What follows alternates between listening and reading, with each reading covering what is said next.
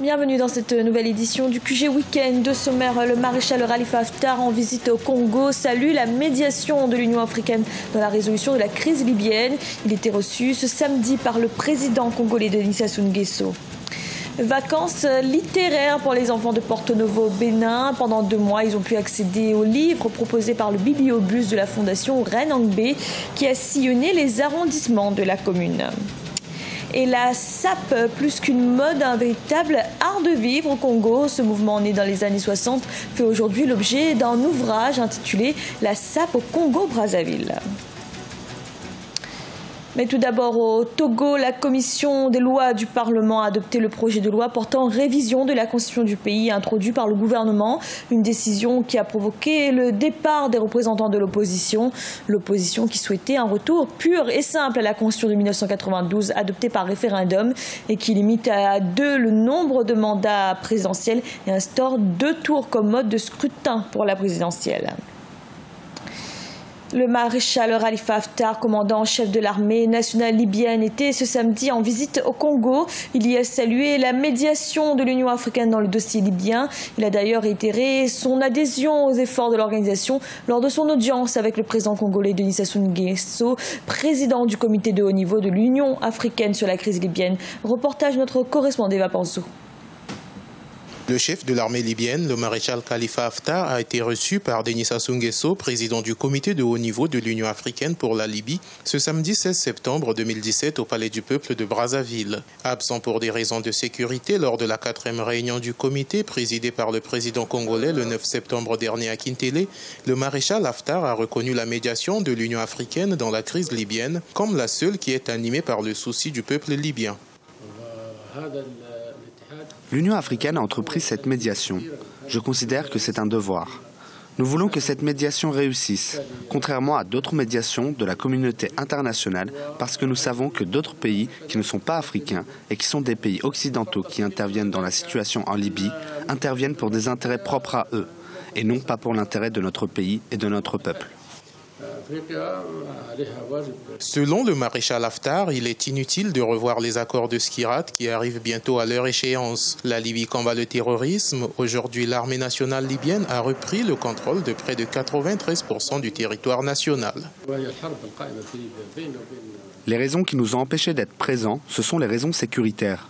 Vous le savez, nous combattons le terrorisme dans notre pays. Nous faisons face à des organisations terroristes comme Al-Qaïda et autres. Nous avons mené des batailles, y compris au moment où se tenait cette réunion du comité de haut niveau de l'Union africaine, et grâce à Dieu, nous avons réussi à reprendre du territoire. Nous pouvons dire aujourd'hui que l'armée nationale libyenne a repris plus de 93% du territoire libyen.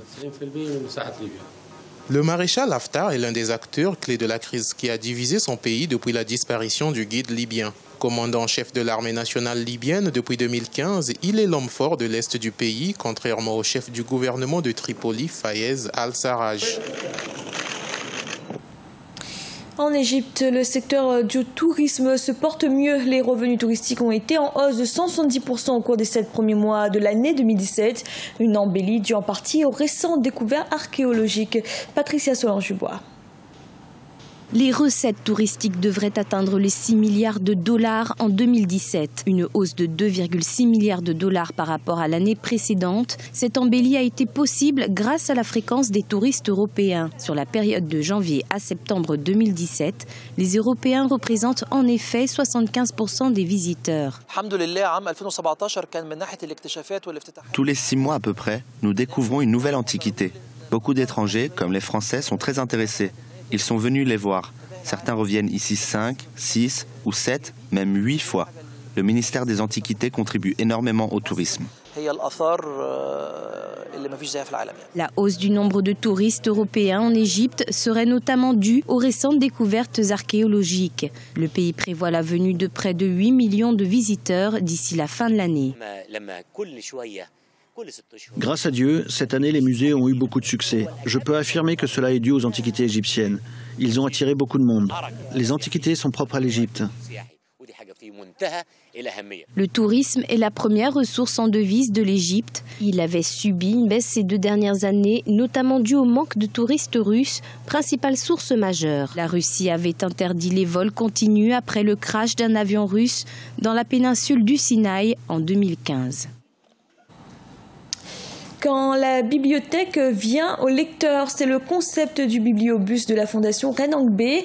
Pendant les vacances scolaires, il a sillonné la ville de Porto Novo, au Bénin, au grand bonheur des enfants de la commune. Reportage de notre correspondant Lefti Ounou, commenté par Ibrahim Adjoumaba. Au Bénin, le bibliobus de la Fondation Reine Angbé promeut la lecture. À travers une campagne dénommée Vacances en livre, la Fondation Reine Angbé vise à travers cette activité à reconnecter les enfants avec les livres, créer et renforcer les clubs de lecture avant la rentrée académique 2017-2018. Le bibliobus est stationné hebdomadairement dans les arrondissements de la ville. Il a sillonné en moins de 5 mois les 5 arrondissements de la commune de Porto Novo, au bonheur des amoureux de la lecture. Le bibliobus était venu dans notre quartier il y a longtemps et maintenant j'ai des amis. Ils sont venus chez moi, ils ont dit qu'il y a un bus qui est venu à la place publique, il y a beaucoup de livres. Donc moi j'aime la lecture, donc je me suis douchée en même temps. Je suis venue ici et j'ai pris des livres et j'ai amélioré mon français. Les élèves, notamment ceux des cours moyens et secondaires, ont pris d'assaut le bibliobus depuis le 7 août 2017, date du démarrage de cette campagne. Près de 1000 visiteurs, dont 365 filles, ont participé à Vacances en livre. En dehors de la promotion de la lecture, le bibliobus sert de cadre pour des échanges entre les élèves et les parents d'élèves sur des thèmes d'actualité liés à l'amélioration des résultats scolaires. Les enfants ne s'expriment plus bien, on nous dit, nous-mêmes nous le voyons, les enfants ne savent plus écrire, il n'y a qu'à voir ce qui se passe sur les réseaux sociaux. Et on s'est dit, mais comment est-ce que nous pouvons aider à changer cela? Et nous avons eu l'idée de la bibliothèque. Mais quel genre de bibliothèque? Si elle est mobile, ce serait encore mieux. C'est ainsi que nous sommes, pendant que nous cherchions les moyens de mettre sur pied cette bibliothèque mobile, on est tombé sur ce bus qui était destiné à la santé mobile et que nous avons transformé en bibliothèque mobile. Le bibliobus regorge de près de 2200 livres à la portée des élèves. La Fondation Reine Angbé entend vulgariser cette initiative à travers une tournée nationale dans les écoles publiques du pays au cours de l'année académique 2017-2018. Un art de vivre, voire même une institution, la SAP congolaise est aujourd'hui connue au-delà des frontières africaines. Un mouvement né dans les années 60 et qui est retracé aujourd'hui dans un ouvrage intitulé « La SAP au Congo-Brazzaville ». Reportage de notre correspondant d'Eva Pansou. La SAP au Congo-Brazzaville a été présentée au public ce vendredi 15 septembre 2017 à Brazzaville. Il est l'œuvre de 2 auteurs congolais évoluant au sein de la Direction générale du patrimoine et des archives du ministère de la Culture et des Arts. Il contient 66 pages sur lesquelles les écrits ont été accompagnés des photos des sapeurs comme illustration. Les initiateurs de cette œuvre ont voulu mettre en place une documentation sur cet art. Nous avons voulu commencer par la SAP parce que c'est un élément transculturel. La SAP n'est pas comme la danse qui appartient à des communautés spécifiques. Parce que chaque communauté, chaque ethnie a sa danse. Mais la SAP appartient à toutes les ethnies du Congo. Et nous avons voulu commencer par là, parce qu'il y a un grand projet avec l'UNESCO d'inscription de la SAP au niveau du patrimoine mondial. La SAP au Congo-Brazzaville a été publiée aux éditions Les Lettres Mouchetées situées à Pointe-Noire. Dans les 6 chapitres qu'il contient, les auteurs ont identifié la SAP comme un élément authentique, constitutif du patrimoine culturel et matériel de la République du Congo. Longtemps mis à l'écart, les sapeurs au Congo ont obtenu depuis quelques années une reconnaissance de l'État. Nous avons quand même des gens qui élèvent la SAP jusqu'à ce niveau. À éditer un livre, ça a été un réel plaisir. Nous remercions aussi d'ailleurs nos autorités du fait de cet appui. Parce que hier encore, on négligeait les sapeurs, mais je me rends compte que cette SAP est en train de prendre de l'envol.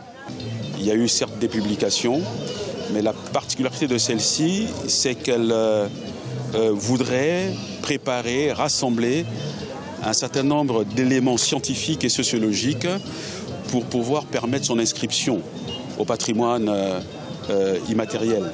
de notre pays. La SAP est définie comme la société des ambianceurs et des personnes élégantes. Elle trouve sa source depuis la période coloniale avec les Congolais qui ont collaboré avec les premiers colons arrivés au Congo tels que André Grenard Matsoua. De nos jours, la trilogie des couleurs et la diatance, la manière dont les sapeurs marchent, sont les moyens de reconnaissance d'un vrai sapeur. Ce journal a été réalisé par l'ensemble de la rédaction. Merci de l'avoir suivi. Retrouvez dans un instant une nouvelle édition de l'information.